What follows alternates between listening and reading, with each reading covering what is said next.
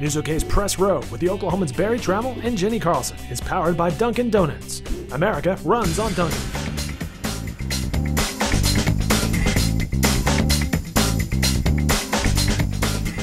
I'm Barry Tramel, and OU football didn't come out half bad on the Sports Illustrated investigation into the criminal history of college football players. Yeah, it was a long and deep investigation, and we'll talk about it right here on the Press Row. From the Opubco Studios in Oklahoma City, you're watching the Press Row. I'm Jenni Carlson. We're sponsored by Dunkin' Donuts. Barry, this was a fascinating look into college football.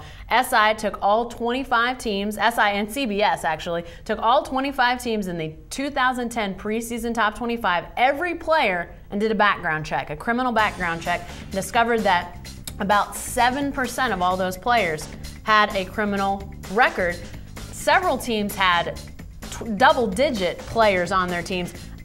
Pittsburgh leading the way with 22. Oklahoma, a top 10 team in this poll, if you will, with 9 arrests. But really interesting stuff. Oklahoma was one of the teams that did background checks on its guys. Yeah, that's why I think OU comes out looking okay. OU and TCU, the only two teams of the 25 I've analyzed that do criminal background checks on potential recruits, and I think that's a good sign. You know, we hear all this talk from coaches about how we look into players and we find out all we can. Well, if you don't go to the simple task of even a criminal background check, I don't know what you can stand on by saying that. But the Sooners do, and that's a good thing. I think that will pay off for OU in the long run. Now, the criminal history that is mentioned here could be anything. Could be marijuana, a DUI, a lot of different things. We're not talking about a bunch of axe murderers running around playing college football, but we are talking about a lot of guys who have run afoul of the law, and that has to be very alarming to the NCAA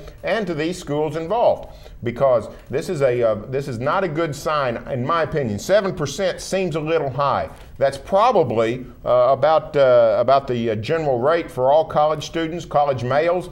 I still don't think that's acceptable for college football, though, because there is a vetting process. There is a weeding out process, just looking at the OU and TCU criminal background checks. So I'd like to see that 7% number come down in college football. Well, it's just remarkable that so few teams do something formal with background checking, and Barry's exactly right. You know, when coaches say, well, you know, we looked into this guy, well, what they usually mean is we talked to their high school coach, or we talked to their guardian or a parent or whatever. And of course, if you're going to ask a high school coach, you know, is Johnny a good guy? Most high school coaches are going to say, yeah. And even if he got into trouble, well, bad situation, wrong place, wrong time.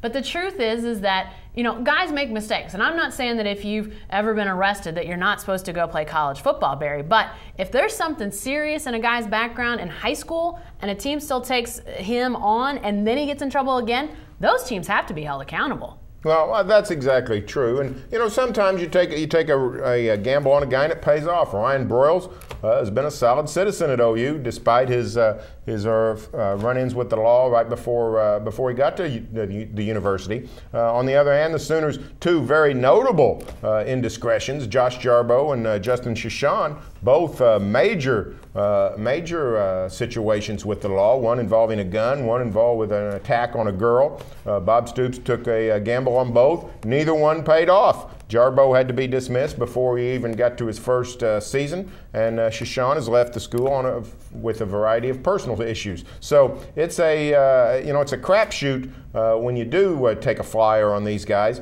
And I think teams, schools, universities need to have all the information at their behest that they can. So again, I applaud the Sooners for doing the criminal background check. I also applaud TCU even more. TCU has done the criminal background check. TCU also is one of the few schools that had 0 players on its roster with a criminal history. Yeah, really amazing that there was only one team that had a 0 with those criminal background checks. And, you know, I think if you're a school, I mean, is it going to be expensive to background check everybody? Absolutely. I mean, it's gonna add to budgets. It's gonna, you know, detract from bottom lines. And, you know, of course, that in today's day and age, you're always looking, well, what are we spending our money on?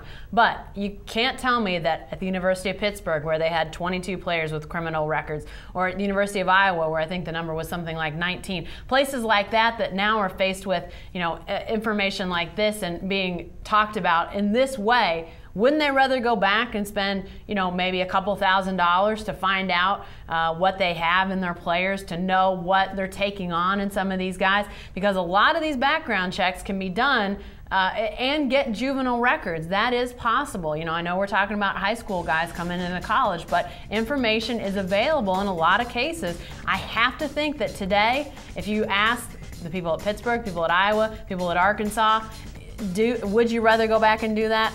I have no doubt they would say, yes, we would. Stay with the best coverage team anywhere at newsok.com and every day in the Oklahoman.